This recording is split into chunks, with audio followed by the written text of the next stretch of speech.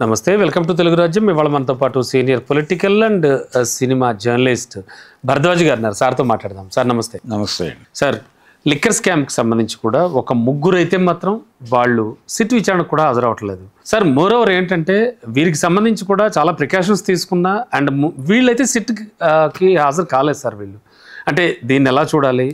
దీన్ని బట్టి అంటే చాలా చాలా ఊహాగానాలు వినపడుతూ ఉన్నాయి.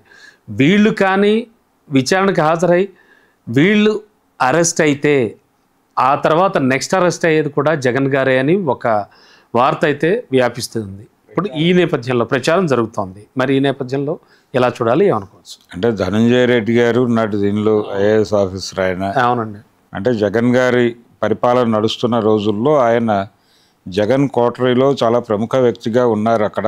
అవునండి. అన్ని వ్యవహారాలు ఆయన చేతుల మీదుగానే నడిచినాయి. అలాగే ఇప్పుడు ఆయన సాక్షి ఎడిటోరియల్ బోర్డులోకి షిఫ్ట్ అయ్యాడు. ఈ షిఫ్ట్ అయిన సందర్భంగా ఆయన ఇంటి మీద సోదాలు అవి కూడా జరిగాయి.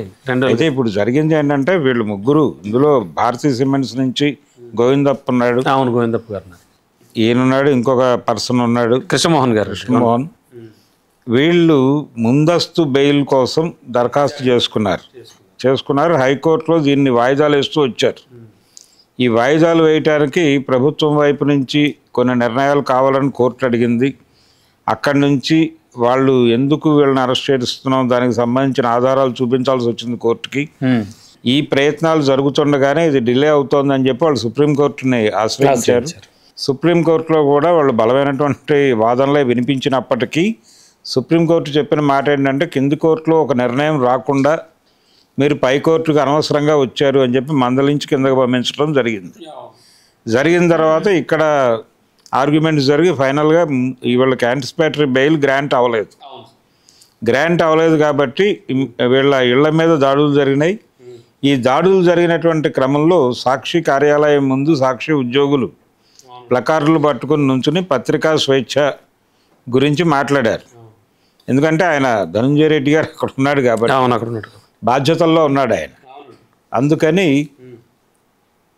ఇది అంటే ఇప్పుడు వీళ్ళు అరెస్ట్ అవుతారా, వీళ్ళకి సుప్రీంకోర్టులో ఇప్పుడు వేసుకునే అవకాశం ఉంది. ఇక్కడ ఒక నిర్ణయం వచ్చింది కాబట్టి హైకోర్టు నుంచి, అమరావతి హైకోర్టు నుంచి ఒక నిర్ణయం వచ్చింది కాబట్టి వీళ్ళు హాయిగా వెళ్ళచ్చు, సుప్రీంకోర్టుకు వెళ్ళవచ్చు. సుప్రీంకోర్టు ఇప్పుడు ఆర్గ్యూ చేసి ఇస్తే బెయిల్ ఇవ్వచ్చు, ఇవ్వకపోనవచ్చు, కింది కోర్టునే సమర్థించవచ్చు కూడా. అయినప్పటికీ అక్కడ కూడా జరుగుతోంది. ఇప్పుడు మళ్ళీ వీళ్ళు తిరిగి అప్పీల్ చేసుకున్నారు సార్. ఈ లోపు సరెండర్ అవ్వచ్చు, అంటే పరిస్థితి బాగాలేదు అనుకున్నప్పుడు సరెండర్ అవ్వచ్చు కూడా. ఆ ఆప్షన్ కూడా ఉంది వాళ్ళకి. ఇప్పుడు ఎలా యాక్ట్ చేస్తారు అనేది చూడాలి. వీళ్ళ అరెస్టులు అంటే వాళ్ళు సరెండర్ కావడానికి ముందే అరెస్ట్ చేయాలనే ప్రయత్నం వీళ్ళు చేస్తున్నారు. ఓకే, చేసి ఈ కేసుతోనే సరిపెడతారా, ఇంకేమన్నా కేసుల్లో ఇరికిస్తారా అనేది కూడా చర్చ. అవును. ఈ లిక్కర్ స్కామ్కు సంబంధించిన ప్రధానమైనటువంటి ఆరోపణ ఏంటంటే ప్రభుత్వం కరోనా తర్వాత అంతకుముందు ఉన్నటువంటి షాపులు అంటే అప్పటి వరకు ఉన్న కాంట్రాక్టులు రద్దు చేసి వీళ్ళు కొత్త టెండర్లకి శ్రీకారం చుట్టడంతో పాటు టోటల్ లిక్కర్ బిజినెస్ గవర్నమెంట్ స్టాల్స్లోనే జరిగింది. అవును. ప్రైవేటు ఏరియాల్లో ఎక్కడ వాళ్ళు ఎవరికి ఇవ్వలేదు. అంటే స్కామ్ జరిగిన ఆనవాళ్ళు ఏమంటారా? ఎట్లా? ప్రభుత్వ ఆధ్వర్యంలోనే షాపులోనే నిర్వహణ జరిగింది. మొత్తం క్యాష్ ట్రాన్సాక్షన్సే జరిగినాయి. ఎక్కడా కూడా డిజిటల్ పేమెంట్లు అంగీకరించలేదు. అలాగే ఈ తయారీ సంస్థలన్నీ కూడా వీళ్ళ కంట్రోల్లో ఉన్నవే అని చెబుతూ అక్కడ కొనుగోలు ధరకి ఇక్కడ అమ్మకం ధరకి విపరీతమైన వేరియేషన్ ఉంది. ఈయన ఒక సెంటిమెంట్ రైజ్ చేయడం ద్వారా మద్యం ధరలు విపరీతంగా పెంచాడు. అంటే తాగుబోతుల సంఖ్య తగ్గించడం కోసం ధర పెంచుతున్నాను అని చెప్పి సంపూర్ణ మద్యపాన నిషేధం లక్ష్యంగా ఇక్కడ ధరలు పెంచుతున్నాను అన్నాడు ఆయన. అయినప్పటికీ ప్రజలు అంత డబ్బులు పెరిగినప్పటికీ వెళ్ళి తాగారు. తాగడం ద్వారా ఇప్పుడు సంక్షేమ పథకాల పేరుతో జనం జేబుల్లోకి వెళ్ళిన డబ్బులు తిరిగి లిక్కర్ షాపులకు చేరినాయి అనేది కూడా ఒక విమర్శ ఉంది జగన్ ప్రభుత్వం మీద. అంటే కుడి చేత్తో ఇచ్చి అడం చేత్తో తీసేసుకున్నాడు ఆయన. తీసుకోవడంతో పాటు వాళ్ళని అప్పుల పాలు చేశాడు అనే విమర్శ కూడా ఉంది. అయినప్పటికీ ఆయన వెనక్కి తగ్గలేదు, లిక్కర్ ధరలు తగ్గించలేదు. చివరి రోజుల్లో కొంచెం తగ్గించే ప్రయత్నం అయితే చేశాడు, గుర్తించాడు ఆయన. ఈ ఏరియాలో మనం బదనాం అవుతున్నాము అనేది గుర్తించాడు.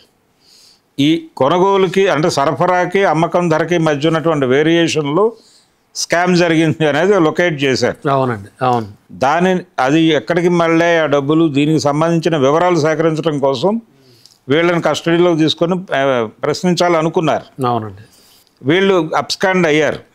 ఇప్పుడు వాళ్ళు సరెండర్ అయినా అరెస్ట్ అయినా విచారణకు తీసుకెళ్తారు. ఇప్పుడు విచారణకి కోర్టు పర్మిషన్తో తీసుకెళ్ళి విచారిస్తారు. అక్కడ వాళ్ళు ఏం మాట్లాడతారు అనేది కీలకం.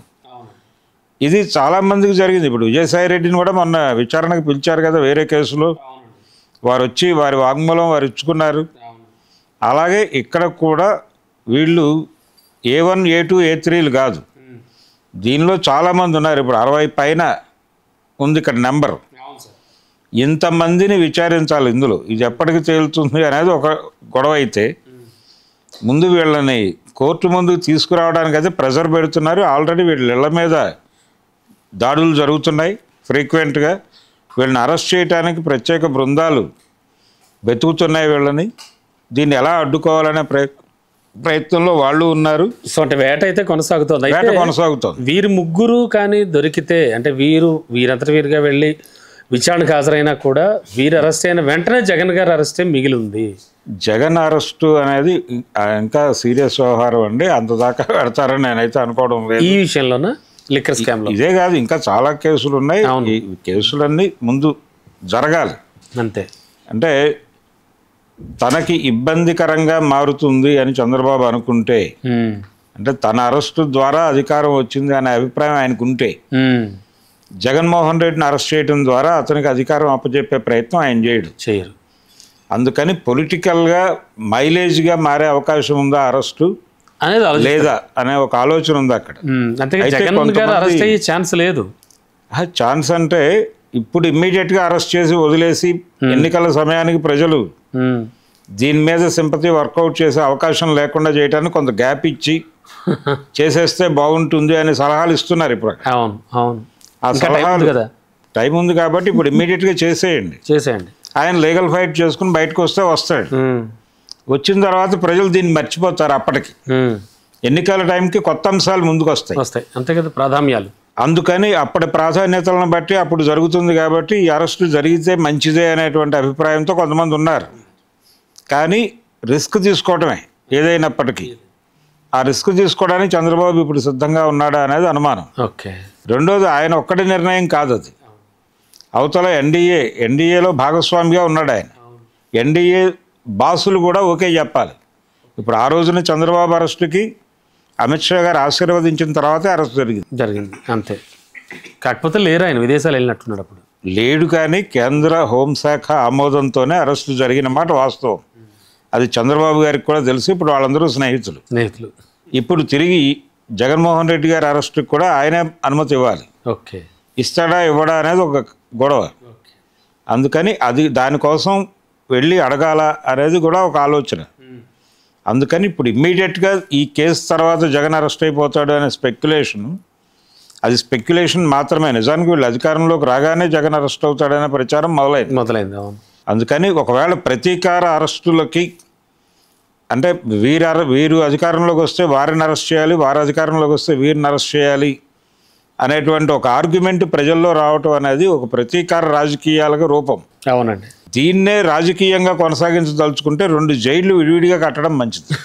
అందులో వీరు వచ్చినప్పుడు వారిని, వారు వచ్చినప్పుడు వీరిని పెట్టడం. అంతే. వైసీపీ జైలు ఒకటి, టీడీపీ జైలు అని ఒకటి పెట్టి ఎవరు ఓడిపోతే వారు స్వచ్ఛందంగా వెళ్ళిపోయి జైల్లో ఉండేలాగా.